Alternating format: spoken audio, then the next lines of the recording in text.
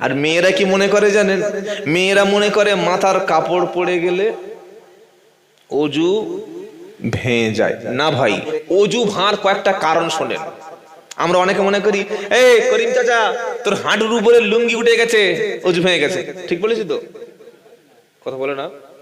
হাঁটুর উপরে যদি কেউ লুঙ্গি তুলে চুলকে নেয় এরকম করে, বা সাইকেল থেকে নামতে গিয়ে কাপড়টা একটু উঠে যায়, অজু ভেঙে যাবে? আর মেয়েরা কি মনে করে জানেন?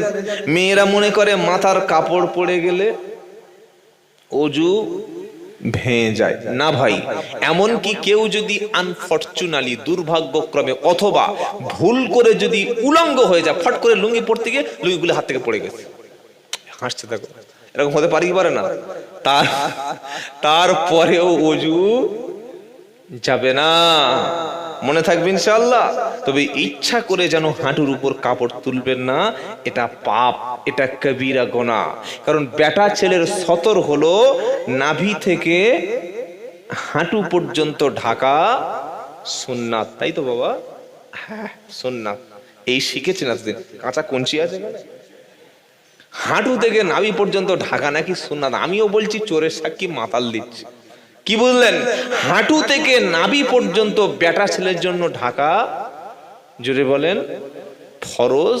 আর এই নাভি থেকে হাঁটু পর্যন্ত ঢেকে রাখা ফরজ, মনে থাকে যেন। আর মেয়েদের কতটুকু ঢাকতে হবে কেউ শোনেন? শুধুমাত্র দুটো কবজি, ব্যাস, পায়ের পাতা, বাস। যেখানে পরপুরুষ নাই, যেখানে ফেতনা নাই, সেখানে ফেসটুকু বাড়ির মেয়েরা খুলতে পারে। দেওরের সামনে মাথার চুল খুলে বুকের ওড়না সরিয়ে গল্প করছে, এটা জায়েজ না। ডাক্তারখানায় গেছে, মুখে ভালো করে ফেস ওয়াশ মেখে, মুখে ভালো করে মেকআপ দিয়ে, ঠোঁটে লিপস্টিক দিয়ে বলছে, ডাক্তার বাবু প্রেশারটা একটু দেখবেন। ডাক্তারের এই মিষ্টি সুর আর এই ফেস কাটিং দেখে ডাক্তার প্রেশার হাই হয়ে গেছে। ভাবির প্রেশার কি দেখবো, নিজের প্রেশার মাপা শুরু করেছে। বলে কি হলো, আমার বাদ দিয়ে তোমার চালাচ্ছ? বললে তোমার যা কথা শুনে আমার তো জান জুড়িয়ে গেছে। আমি 62 বছর বয়স হয়ে গেছে, আজ 32 বছর আমি পেশেন্ট দেখছি, এত মিষ্টি সুর কোনোদিন শুনিনি। হ্যাঁ বলে ভাব শুরু করে দিল। ইসলাম বলছে ওটাই হারাম, ওখানেই তোমার পর্দা করো। তোমার ছেলেকে পড়াতে দিয়ে এসছো টিউশনি মাস্টার বাড়ি এসছে, তুমি চা করতে গিয়ে, দাদা আমার ছেলে ইংলিশ ভালো পাচ্ছে তো, বলে চাটা নামিয়ে দিয়েছে। মুখে ওড়না নাই, বুকে ওড়না নাই, মাথায় চুল সব খোলা। মাস্টার ঠিক থাকবে তো? ইংলিশ গ্রামার আর হবে তো? এটাই হলো নারীর জন্য সবচাইতে ফিতনা। আমাদের 24 পরগনায় প্রত্যেকটি বাড়িতে বাড়িতে, গ্রামে 8 জন 10 জন 12 জন 15 জন করে গ্রুপ লোন চালাচ্ছে বাবা। সব জায়গায় বললে হবে? এখানে সব আল্লাহর ওলি বসে আছেন, আপনারা এসব বললে আর লোক আমার খাওয়া দেবে? আগে খাওয়াটা বাকি আছে। কি বুঝলেন? এই যে গ্রুপ লোন, বন্ধন লোন, মহিলা সমিতি, এটা 100-র মধ্যে 100% কি হারাম। শুধু হারাম নয়, কবিরা গুনাহ। মুসলমান জানে না, বিশ্বাস করে না, মানতে চায় না। আর বাড়ির বউরা কি বুঝলেন? মেয়েরা টাকার জন্য এরা বাঁদরের সঙ্গে সংসার করতে পারে। টাকা যেখানে আছে মেয়েরা সেখানে আছে।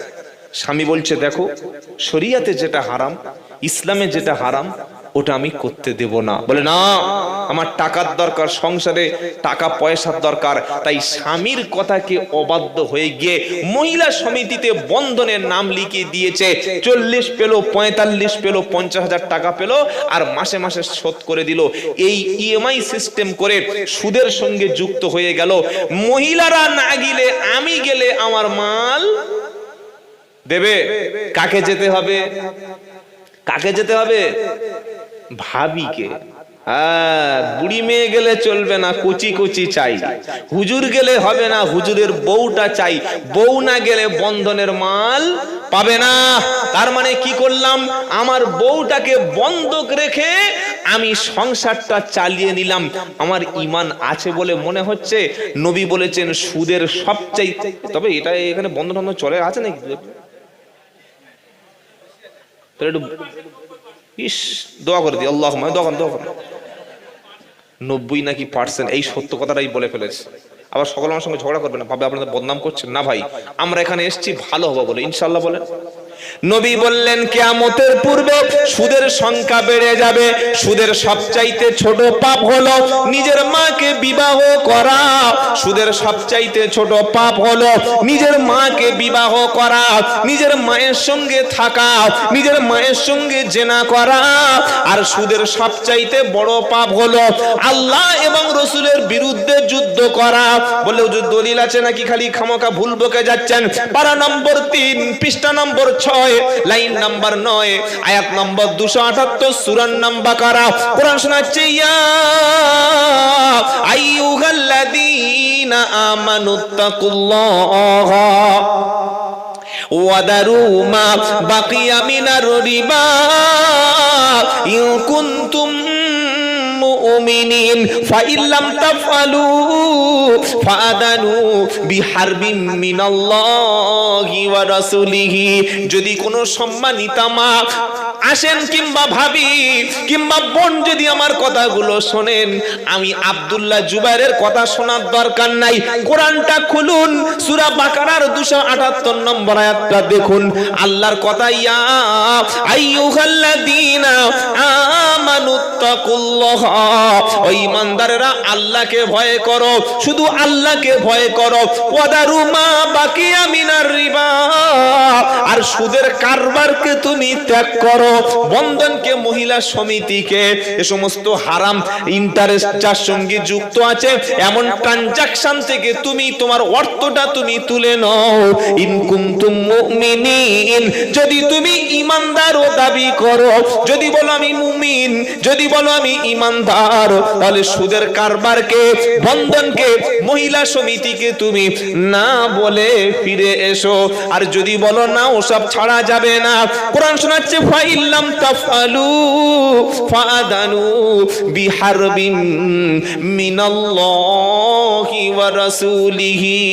যদি তুমি সুদ না ত্যাগ করো, হারাম অর্থ উপার্জন থেকে যদি তুমি নিজেকে বিরত না রাখো, কোরআন শোনাচ্ছে আল্লাহ বলছে তাহলে ডাইরেক্ট চলে আসো, আমি আল্লাহ এবং রাসূলের বিরুদ্ধে তুমি যুদ্ধের জন্য তৈরি হও। সুদের সবচাইতে ছোট পাপ কি বলেছি? নিজের মাকে বিয়ে করে সংসার করা। আর সুদের সবচাইতে বড় পাপ হলো তরবারি নিয়ে, অস্ত্র নিয়ে আল্লাহ এবং রাসূলের বিরুদ্ধে যুদ্ধে নেমে যাওয়া। মুসলমানের ঘরের ছেলেরা মেয়েরা আল্লাহ রাসূলের বিরুদ্ধে যুদ্ধ করছে, আর আপনি বলছেন এই মুসলমানদের উপরে রহম হয় না কেন? তাই বাঁচতে চাইলে বাবা সুদের কারবার আমরা তওবা করে ছেড়ে দেবো ইনশাআল্লাহ। বলেন বেটা ছেলেদের সতর বলেছি নাভি থেকে হাঁটু, আর মেয়েদের 2 হাতের কবজির এটুকু খোলা যাবে, বাইরের পায়ের পাতাটুকু খোলা যাবে, পরপুরুষের সামনে মুখ খোলা যাবে না। অনেকে বলবেন হুজুর তোমাদের মৌলবীদের বড্ড বাড়াবাড়ি, এই গরমে কেউ বোরকা পরে। কি শুনছেন আপনারা? গরমে মানুষ হাঁস ফাঁস আর কালো বোরকা পরে হাঁস ফাঁস, কি ধরনের ইসলাম বুঝতে পারলাম না। আল্লাহ বলছে বোরকাটা, হিজাবটা আমি নারীকে ঢাকতে বলেছি তার প্রোটেকশনের জন্য, সেভ করার জন্য, বাঁচানোর জন্য, তাকে নিরাপত্তার জন্য। বললে দলিল কি আছে বলো? তো কোরআন শোনাচ্ছে ইয়া আইয়ুহান নাবিয়্যু ইয়া আইয়ুহান নবী কুল্লি আজওয়াজিকা ওয়া বানাতিকা ওয়া নিসাইল মুমিনিন ইদুনিনা আলাইহিন্না মিন জালাবিবিহিন্না যালিকা আদনা আইয়ুরাফনা ফালা ইউদাইন। ও আমার প্রিয় নবী, তোমার মেয়েদেরকে, তোমার স্ত্রীদেরকে এবং মুসলমান নারীদেরকে বলো তারা চাদর দিয়ে, হিজাব দিয়ে, জালবাব দিয়ে তাদের মুখটা, তাদের সতরটা, তাদের শরীরটা যেন ঢেকে নেয়। এতে তাদের উত্তক্ত করা হবে না, তাদের কোনোদিন ধর্ষণ হবে না, তাদের উপরে কেউ কোনো টর্চার করবে না, আর তাদেরকে মুমিন বলি চেনা যাবে। ধর্ষণ বাড়ছে না কমছে বাবা? শুধু বাড়ছে, হু হু করে বাড়ছে। 6 মাসের মেয়ে থেকে 60 বছরের বৃদ্ধা রেহাই পায় না। 6 মাসের মেয়ে তার ভিতরে কি আছে? কি আছে বলুন আপনি? ধর্ষণ করছে, মেরে দিচ্ছে, 60 বছরের বৃদ্ধা পর্যন্ত বাদ যায় না। আর স্কুলে, কলেজে, ইউনিভার্সিটিতে, পার্কে, রেস্টুরেন্টে, হোটেলে, বাজারে, মাজারে, মার্কেটে, শপিং মলে, সব জায়গায় ধর্ষণ ধর্ষণ ধর্ষণ। আমাদের কলকাতা আরজি কারখানার যেটা হয়ে গেছে, ফাঁসি হয়েছে? হ্যাঁ না বলে না? ফাঁসি হয়েছে। ধর্ষণ করে একটা হসপিটালের মধ্যে একটা নার্সের, একটা ডাক্তারের নিরাপত্তা নাই, একজন সিভিক ভলেন্টিয়ার নামের কলঙ্ক, সে এই কাজটা করলো, গোটা দেশবাসী চেয়েছিল তার ফাঁসি হয়েছে। বরং আমাদের ট্যাক্সের টাকায় মালটা বসে বসে খাচ্ছে। কতদিন খাবে? ইলা ইয়াউমিল মাউত, মরণ পর্যন্ত খাবে। কি বলছি কথা বুঝতে পেরেছেন? তো একটা মানুষ ধর্ষণ করে মেরে দিয়ে সে যখন বেঁচে থাকে, ধর্ষকের আর সংখ্যা বাড়বে না কমবে? আরে বলছেন না কেন? ধর্ষকের একটাই শাস্তি, মৃত্যুদণ্ড। কথা মনে থাকবে ইনশাআল্লাহ। তাহলে আর আমাদের মা বোন নিরাপত্তাহীনতায় ভুগবে না, আর আমাদের মায়েরা বাড়ির বাইরে যেতে ভয় করবে না। আমার মেয়েটা কলেজ থেকে, ইউনিভার্সিটি থেকে, স্কুল থেকে, বাজার থেকে নিরাপত্তার সঙ্গে ফিরে আসবে যদি ধর্ষকের শাস্তিটা মৃত্যুদণ্ড করা যায়, তবে হবে। কে করবে? যারা এই আইনটা তৈরি করবে অধিকাংশ তারা তো ধর্ষকের পার্টিতেই যুক্ত হয়ে আছে। কে করবে বলে? বাবাজিরা, আল্লাহ ভাইরা, আল্লাহ তার নবীকে শোনাচ্ছে, নবী পর্দা নারীকে ছোট করে না, পর্দা নারীকে সেফ জোনে রেখে দেয়, নিরাপত্তা দেয়, তার স্বাধীনতা দান করে। স্বাধীনতা মানে কি? লেখাপড়া শিখতে পারবে, স্কুলে যেতে পারবে, ইউনিভার্সিটি যেতে পারবে, ডাক্তার হতে পারবে, মাস্টার হতে পারবে, হজে যেতে পারবে, সফরে যেতে পারবে। তবে মহিলারা শুধু পর্দার সঙ্গে নয়, সাথে যেন একজন পুরুষ থাকে। পুরুষটাকে বয়ফ্রেন্ড, তাই তো নাকি? কথা বলে না? দেওর, বোনাই। হ্যাঁ, পুরুষটা সেই পুরুষ যার সঙ্গে ওই নারীর বিয়ে করা সারা জীবনের মতো। কি বলে বুঝিয়ে দিচ্ছি তা বুঝতে পারছে না? ওই পুরুষটার সঙ্গে আপনার বোন, আপনার মেয়ে, আপনার স্ত্রী, আপনার মা হজে যেতে পারবে, বাজারে যেতে পারবে, দোকানে যেতে পারবে, বিভিন্ন সফরে যেতে পারবে। কোন পুরুষ? যে পুরুষের সঙ্গে আপনার স্ত্রী, আমার বোন, আমার মেয়ের সারা জীবনের মতো বিবাহ করা হালাল। বলছে হালাল, হারাম। মনে থাকবে ইনশাআল্লাহ। স্বামী স্ত্রীর সঙ্গে নেবে, ছেলে মায়ের সাথে যাবে, ভাই বোনের সাথে যাবে, এই রকম ব্যক্তি নিয়ে নারীরা সফর করবে। মাথাটা ঢাকবে, মুখ ঢাকবে, গোটা শরীরটা ঢেকে নেবে। কোন নারী যখন আল্লাহর হুকুম নিয়ে চলবে, ওই নারীর নিরাপত্তার দায়িত্ব আমার আল্লাহ স্বয়ং তিনি নিয়ে নেবে। জোরে বলুন সুবহানাল্লাহ। আজ আমাদের নিরাপত্তা কোথায়? পর্দাহীনতায়। সেজন্য আমার আগে বলছিলেন, হুজুর একজন বক্তব্য করছেন পর্দা ব্যাপারে, বলছেন এখন পর্দা আপনি বলে কি করবেন বলুন? কি করবেন? স্মার্টফোনে, অনলাইনে যেভাবে বাইরে দেখছেন বোরকা, বাইরে দেখছেন হিজাব, কিন্তু অনলাইনে চ্যাটিং করছে, ভিডিও কলে কথা বলছে, এমন ভাবে গোটা দেহটা নারীরা ঘরের মধ্যে উলঙ্গ হয়ে পরপুরুষের সামনে ভিডিও রিলস বানাচ্ছে, এমন টিকটক তৈরি করছে, আপনি বাইরে দেখলে মনে হবে যেন রাবেয়া, আর ভিতরে দেখলে পুরো একদম বুঝে নাও রাস্তা থেকে যাচ্ছে, পাড়াছেরা বলছে টিকটক ভাবি যাচ্ছে। কি ভাবি বলো? টিকটক ভাবি। তখন ওর আব্বা বলছে টিকটক ভাবি মানে কি? হস করেছে? বলছে না বাবা, হস করেছে। টিকটক বোঝো না? তাহলে কে একটু দেখা। ও সর্বনাশ, ওই বোরকা পরা মেয়েটা টিকটক ভিডিও দেখছে, কোমর আর বুক দুলিয়ে কাপড় সরিয়ে তখন ধিড়িং ধিড়িং ধিড়িং ধিড়িং করে লাফাচ্ছে। তখন বয়স্ক লোকটা বলছে আস্তাগফিরুল্লাহ বাবা, দেখিস না বাবা, ওযু নষ্ট হবে। বললে আমরা ওযু করি না, তা নষ্ট হবে করতে গেলে। বাইরে দেখলে হিজাব, বাইরে দেখছে মাথায় কাপড়, সমাজে ভালো পোশাক সেজেছে, আর ঘরে বসে মেয়েরা রিলস ভিডিও বানাচ্ছে, টিকটক ভিডিও বানিয়ে আপলোড করে লক্ষ লক্ষ টাকা ইনকাম করছে। ই আবার মুসলমানের ঘরের মেয়ে। কি এগুলো হচ্ছে কি হয় না? আপনি কাকে বলবেন? বক্তব্য কার কাছে শোনাবেন? ও আমার কথা 4 পয়সা দাম দেবে? আমার স্বামীর কথা শোনান তো আমার কথা শুনতে যাবে কেন? তাই আমি বলি, বিয়ে বাড়িতে আর মরা বাড়িতে মেয়েদের কোনোদিন ভুল করেও পাঠাবেন না। কটা বাড়িতে? এক বিয়ে বাড়িতে ওখানে মেয়েদের পর্দার কোনো কারবার থাকে না, যে যত সাজতে পারে ওখানে সেজে যায়। আর একটা হলো বিয়ে মরা বাড়িতে, ওখানেও নারীরা কোনো পর্দার অবস্থা রাখে না। আল্লাহর নবী সাল্লাল্লাহু আলাইহি সাল্লাম বলেছেন, এমন দুটো উম্মত আসবে যাদেরকে আমি কখনো দেখি নাই। তারা কারা?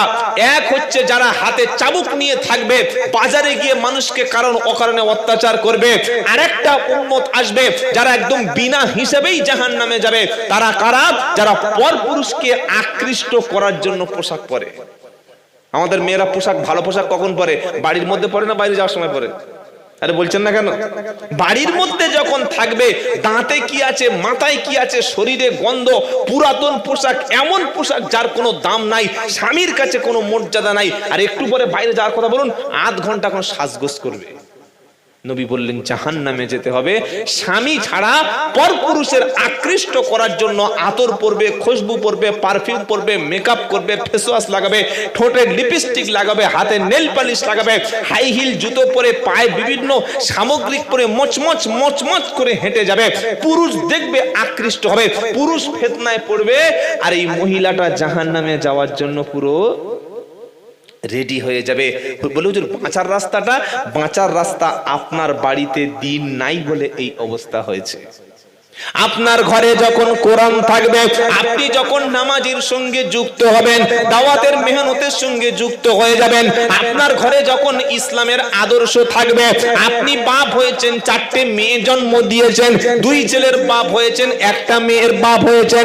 আপনার মেয়ে স্কুলে যাবে, কলেজ ইউনিভার্সিটি যাবে, তবে যাওয়ার সময় ভদ্রতার সঙ্গে ডিসিপ্লিন মেনটেন করে ভালো কাপড় পরে রাস্তায় যাবে। আপনি বাপ হিসাবে, মা হিসাবে আপনার মেয়ের, আপনার স্ত্রীর, আপনার বোনের সুন্দর শালীন পোশাকটা আপনি চয়েস করে দেবেন, কিনে দেবেন। এমন হট ড্রেস, এমন শর্ট গেঞ্জি, এমন ন্যারো প্যান্ট, এমন একটা ড্রেস কিনে দিয়েছে বাপ, যেন মেয়ে হেঁটে যাচ্ছে, হাতি চলে যাচ্ছে রাস্তা থেকে, পিছন থেকে ছেলেরা শীষ দিচ্ছে, ও দারুণ মজা নিচ্ছে। এই রকম ড্রেস যে বাপ কিনে দিয়েছে, কিয়ামতের দিন ওই মেয়েটা, ওই যুবতী বোনটা, ওই ভাবিটা, ওই স্বামীর, ওই বাপের বুকের উপর পা তুলে দিয়ে দিয়ে জাহান্নামে যাবে। বললো যদি এত বড় কথা আমাদের খেয়ে আপনি বলে যাচ্ছেন, সাহস পেলেন কোথায়? পারা নম্বর 24, পৃষ্ঠা নম্বর 19, লাইন নম্বর 1, আয়াত নম্বর 29, সূরার নাম হামিম সাজদা। কোরআন শোনাচ্ছে, রব্বানা আরিনাল্লাযাইনি আযাল্লানা মিনাল জিন্নি ওয়াল ইনস নাজআলহুমা তাহতা আকদামিনা লিয়াকুনা মিনাল আসফালিন। মানুষ যখন জাহান্নামে যাবে, আল্লাহর কাছে বলবে, ও রব্বুল আলামিন, আল্লাহ, আমি নোংরা কাপড় পরতাম, আমি হট ড্রেস পরতাম, আমি বয়ফ্রেন্ড নিয়ে রাস্তায় ঘুরতাম, আমি একাধিক ছেলের সঙ্গে সম্পর্ক রেখেছিলাম, আমি বেটা ছেলে মদ খেয়েছিলাম, আমি বেটা ছেলে জেনা করেছিলাম, আমি আমার বাপের সন্তান, আমি নামাজ কি জানতাম না, কোরআন কি জানতাম না, হালাল হারাম কোনটা আমি বুঝতাম না, কেউ আমাকে হারাম খেতে নিষেধ করেনি, মদের হাত থেকে কেউ বাঁচিয়ে আনেনি, আমার বাপ তো কোনোদিন বলেনি, আমার সমাজের বড় নেতা কোনোদিন আমাকে বলেনি, আমার মা আমাকে কোনোদিন পর্দার সঙ্গে চলতে বলেনি, আমি ভুল পথে হেঁটেছিলাম, ভুল রাস্তায় গিয়েছিলাম, ভুল খাবার খেয়েছিলাম, আমি অন্যায় করেছি, আমি সমাজ বিরোধী কাজ করে জাহান্নামের আগুনে চলে এসেছি। যারা আমাকে মিসগাইড করেছে, ওই হারাম করে বদমাইশ মালগুলো দেখিয়ে দাও, বাপকে দেখিয়ে দেবে, মাকে দেখিয়ে দেবে, আত্মীয় স্বজনকে দেখিয়ে দেবে। রব্বানা, এরা যদি দু কথা আমাকে বলতো, মাথায় কাপড় দিতে বলতো, ভালো পোশাক পরতে বলতো, মসজিদে যদি যেতে বলতো, কোরআন যদি ধরতে বলতো, দিনের উপরে যদি চলতে বলতো, আমি জাহান্নামে যেতাম না। আজকে ভুল পথে নিয়ে গেছে, ওদেরকে আমরা দেখিয়ে দাও। আল্লাহ যখন দেখিয়ে দেবে, এই সন্তান, এই ছেলে মেয়ে আমার বুকের উপর দিয়ে, আপনার বুকের উপর দিয়ে হেঁটে হেঁটে পা দিয়ে লাথি মারতে মারতে জাহান্নামে যাবে। এটাই ছিল কোরআনের ঘোষণা। দুনিয়ায় লাথি আর কত খেয়েছেন, আসল লাথি তো মরণের পরে। বাবাজিরা, আল্লাহ ভাইরা, তাই ছেলে জন্ম দেওয়া কঠিন না, সবাই জন্ম দিতে পারে। কুকুরও দিতে পারে 10টা 12টা, পারে কি পারে না? ছাগলেও পারে, গাধাতে পারে, শুকরে পারে, বাঁদরে পারে, ইঁদুরে পারে। কিন্তু আপনার সন্তানটা মানুষের মতো মানুষ হচ্ছে কিনা, এটা আপনাকে প্রথমে বসে ভাবতে হবে। কথা মনে থাকবে ইনশাআল্লাহ।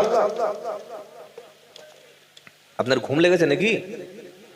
না বললে হবে, চোখ সব ঝটপট ঝটপট করছে।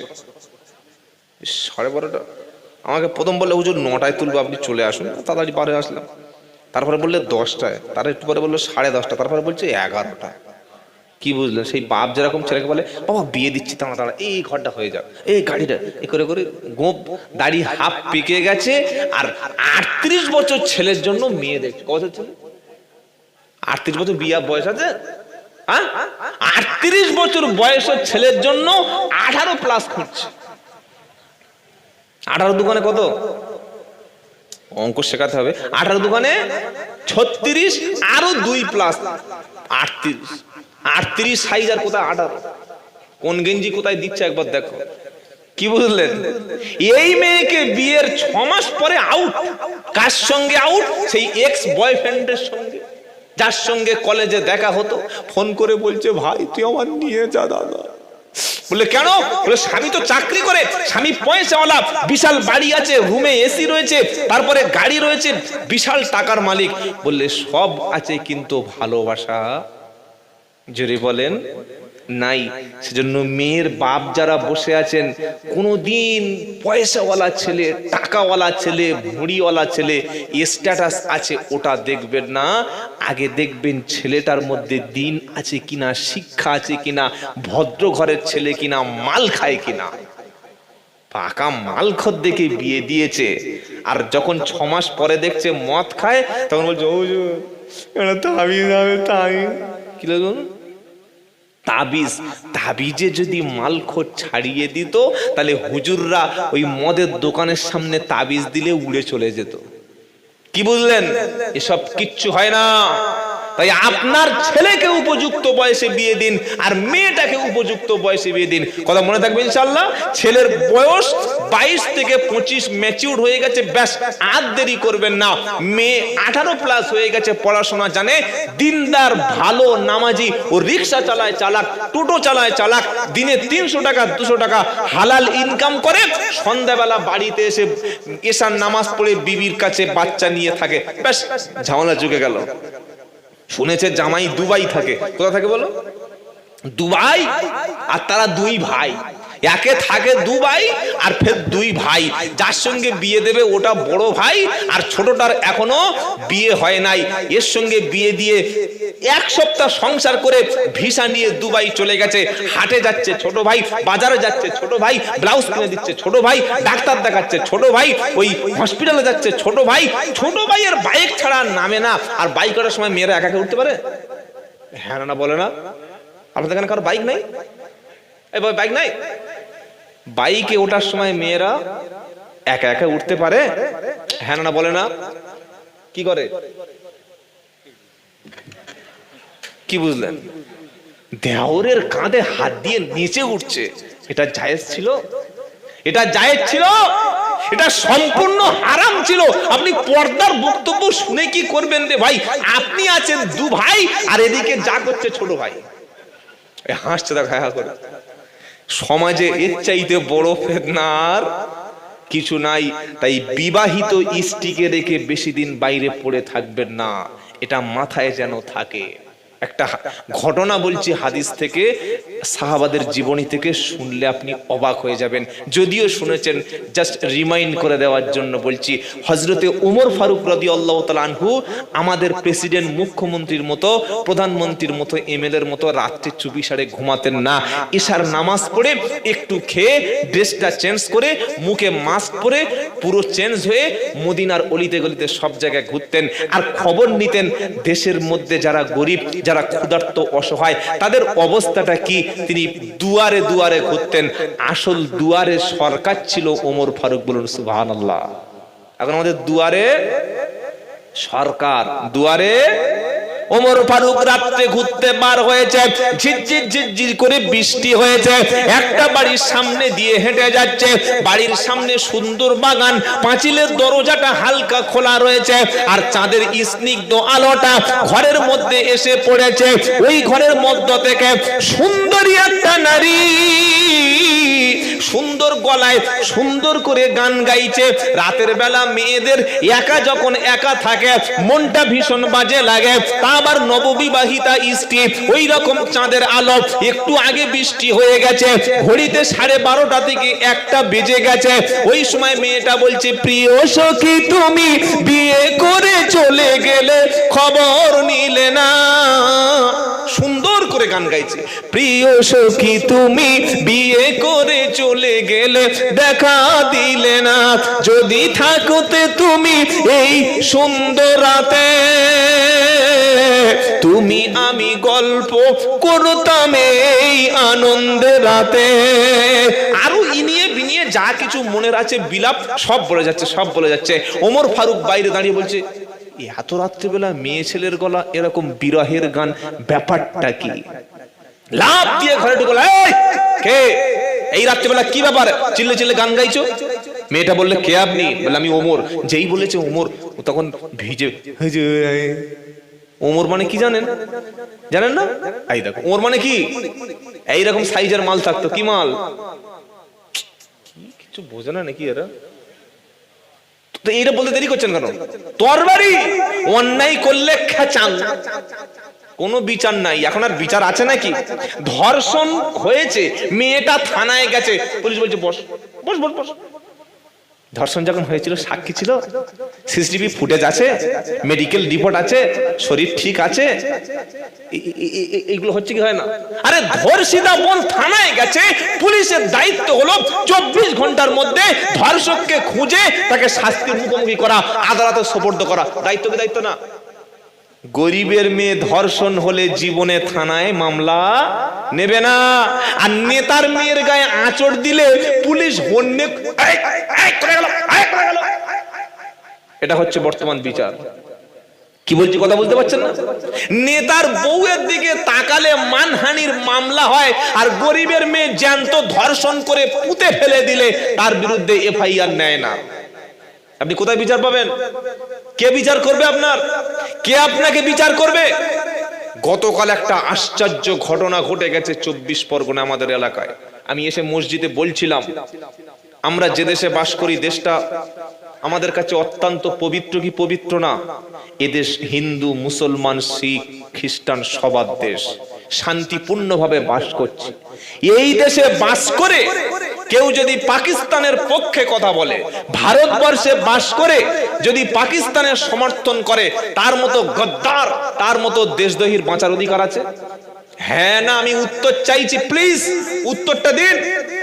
আপনি ভারতের খাবেন, এখানের মাটি ব্যবহার করবেন, এখানে জন্মেছেন, আর আপনি পাকিস্তান জিম্বাদ বলবেন? ক্ষমতা আপনার কে দিয়েছে? ভারতে থাকতে হলে ভারতবাসী হিসাবে থাকতে হবে। আমি রেকর্ড বলছি, খবর একদম পারফেক্ট বলছি। উত্তর 24 পরগনা বনগা এলাকায় রেল স্টেশনের কাছে দুটি ছেলে, তারা অমুসলিম, ভাগ্য ভালো মুসলিম ঘরের ছেলে ছিল না, তারা পাকিস্তানের পতাকা নিয়ে, ফ্ল্যাগ নিয়ে সেখানে লাগাতে গেছিল, আর পাশে লিখে দিতে চেয়েছিল হিন্দুস্তান মুর্দাবাদ, পাকিস্তান জিন্দাবাদ। বলুন, একজন ভারতবাসী হিসাবে এই কথাটা বলা যায়? বলেন। যারা বলে তারা গদ্দার, তাদের জ্যান্ত ক্রস ফায়ার দিয়ে গুলি করে মেরে দেওয়া উচিত। কেন? দেশের মাটিতে দাঁড়িয়ে তুমি পাকিস্তানের পক্ষে সাফাই গাইবে, এই দেশে তোমার কবরের জায়গা দেওয়ার অধিকার তোমার নয়। পুলিশ ধরলো, গ্রেফতার করলো, গ্রেফতার করার পরে জানতে পাওয়া গেল তারা ভারতবর্ষের সাম্প্রদায়িক দলের একটা বিশেষ কর্মী। বুঝে নেন, আমি আর বলতে চাই না। 24 ঘন্টা গেল না, তাদেরকে ছেড়ে দেওয়া হলো। কেন ছাড়া হলো? কেন ছাড়া পেল? যদি এইটা পুলিশ, আমাদের বাংলার পুলিশ অত্যন্ত সজাগ। কি বলছি বুঝতে পারছেন না? অন্য রাজ্যের পুলিশ আর এ রাজ্যের পুলিশটা আলাদা। এখানকার পুলিশ অত্যন্ত সজাগ, অত্যন্ত সচেতন। যদি এই দুজনকে গ্রেফতার না করা হতো, কিভাবে বাংলায় আগুন জ্বলতো বুঝতে পারছেন? নিরীহ শত শত মুসলমানদের, সংখ্যালঘুদের বলা হতো এরাই এই কাজ করেছে। বলুন, আপনার মসজিদে আপনি ভারতের পতাকা বাদ দিয়ে যদি একটা পাকিস্তানের পতাকা ওড়ান, আপনি দেশদ্রোহী কি দেশদ্রোহী না? আপনি এদেশে খাবেন, এদেশে ঘুমাবেন, এদেশের মাটি ব্যবহার করবেন, এখানে নিরাপত্তার সঙ্গে থাকবেন, আর আপনি পাকিস্তানের পতাকা তুলেছেন মানে? অথচ দুইজন দেশদ্রোহী জঙ্গি তারা ধর্মে কিন্তু তারা মুসলিম না, তারা আমার হিন্দু ভাই। তাদেরকে ভুল বুঝিয়ে হাতে পতাকা দিয়ে এই কাজ করতে ছেড়ে দিয়েছে দেশের বাংলার শান্তি নষ্ট করার জন্য। আপনি ভাবতে পারছেন? এজন্য আমি প্রত্যেকটা জায়গায় গিয়ে বলি, দেশের সম্প্রীতি রক্ষা করা সবচাইতে বড় আমাদের কাজ। পুলিশ তারা একা পারবে না, প্রশাসনের দ্বারা সম্ভব নয় সব কাজ। আপনারা জনগণ আমাদের কিছু কাজ করতে হবে। কাজটা কি? দেশের মধ্যে এমন কথা, এমন কাজ না বলা যাতে আমাদের ঐক্য নষ্ট হয়, ঐক্য যাতে নষ্ট না হয়। আপনি একটা হিন্দু বাড়িতে আগুন দিলেন, একটা হিন্দু একটা মুসলমানের বাড়ি জ্বালিয়ে দিল, এতে কোনো লাভ হবে কি? এতে ক্ষতি উভয়ের হবে।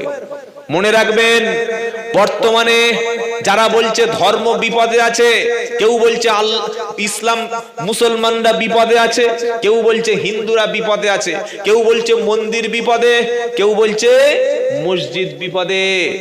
আসল বিপদ কিন্তু দেশবাসী আছে, সেটা মানুষ বুঝতে পারছে না। মানুষের খাবার নাই, চাকরি নাই, বাসস্থান নাই, মানুষ অর্থের অভাবে, খাওয়ার অভাবে, চিকিৎসার অভাবে মানুষ ধুকে ধুকে মরছে।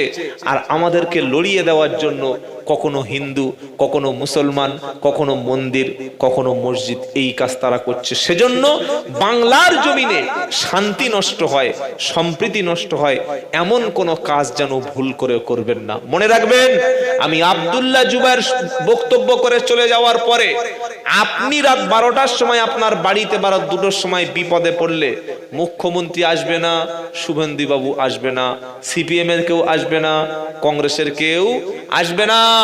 আপনার বাড়ির পাশে ওই হিন্দু ভাইটা যদি ঘরের পাশে ঘর হয়, সে ছুটে এসে চেষ্টা করবে আপনার পাশে দাঁড়ানোর। দাঁড়াবে কি দাঁড়াবে না? দাঁড়াবে কি দাঁড়াবে না?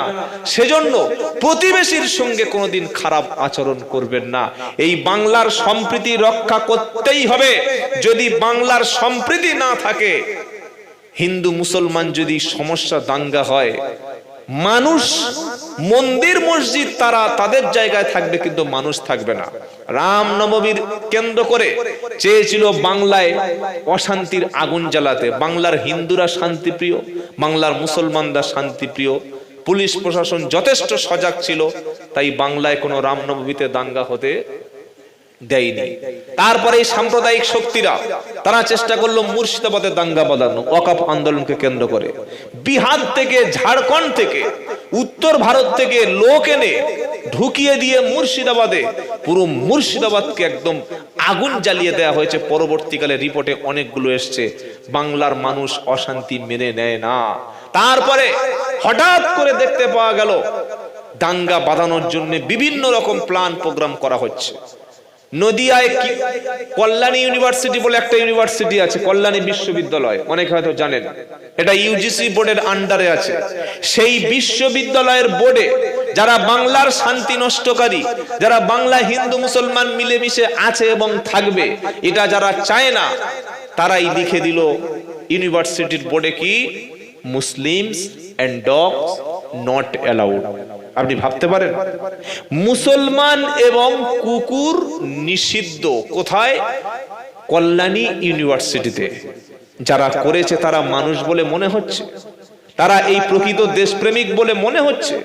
তারা যেন তেন প্রকারে হিন্দুদের মনের মধ্যে মুসলমানদের বিরুদ্ধে, মুসলমানদের মনের মধ্যে হিন্দুদের বিরুদ্ধে উস্কে দিচ্ছে। না ভাই, ধর্মকে রক্ষা আমরা করব না। ধর্ম রক্ষা করবেন কে? আল্লাহর নামে এত আসতে কে রক্ষা করবে? আল্লাহ। হিন্দু ভাইদের রক্ষা তাদের ভগবান করবে, মুসলমানদের রক্ষা আল্লাহ করবে। আপনাকে কে এত বলেছে ধর্মের জন্য লড়াই করতে? আপনি নামাজ পড়ুন, হালাল খাদ্য খান, সত্য কথা বলুন। আর একটা কথা বলি, যেখানে সেখানে ফটাস করে একটা আলটপকা মন্তব্য করবেন না, না জেনে।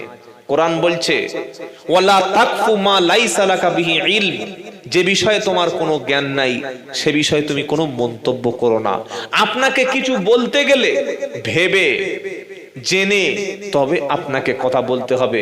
তাই আপনারা বীরভূমের মানুষ, আমি আপনাদের হাত ধরে পায়ে দুটো ধরে বলে যাই, সম্প্রীতি রক্ষা করা এটা হচ্ছে আমাদের দায়িত্ব।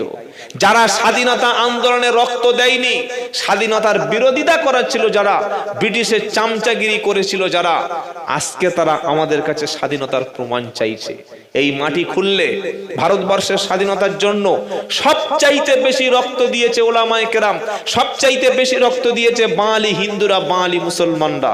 আজকের আপনারা দেখুন গুজরাটে হাজার হাজার নিরীহ বাঙালি যাদের রেশন কার্ড আছে, আই কার্ড আছে, প্যান কার্ড আছে, ড্রাইভিং লাইসেন্স রয়েছে, পাসপোর্ট পর্যন্ত রয়েছে, তাদেরকে বাংলাদেশি বলে বলে মারা হচ্ছে, গ্রেপ্তার করা হচ্ছে, জেলখানায় রাখা হচ্ছে।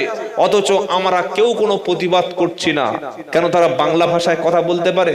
তাদের মধ্যে হিন্দু আছে, মুসলিম আছে, দাড়িওয়ালা আছে, বিভিন্ন মানুষ আছে।